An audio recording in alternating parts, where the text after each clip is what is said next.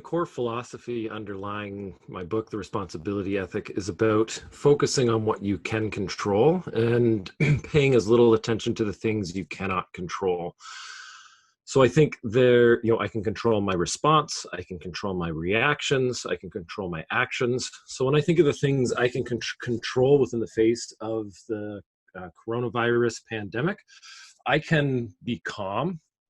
I can avoid panic. I can be rational.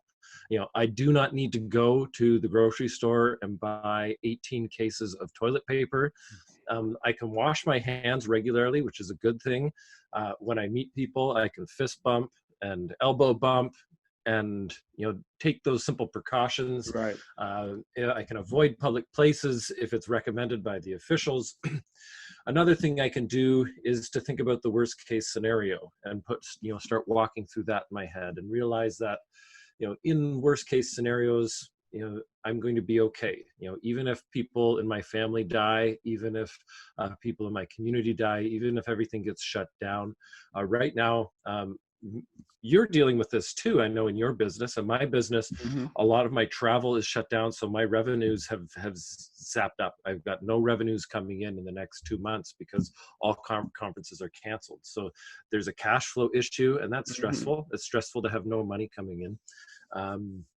And so at the end of the day, I need to focus on what I can control and say, how can I make the best of this situation?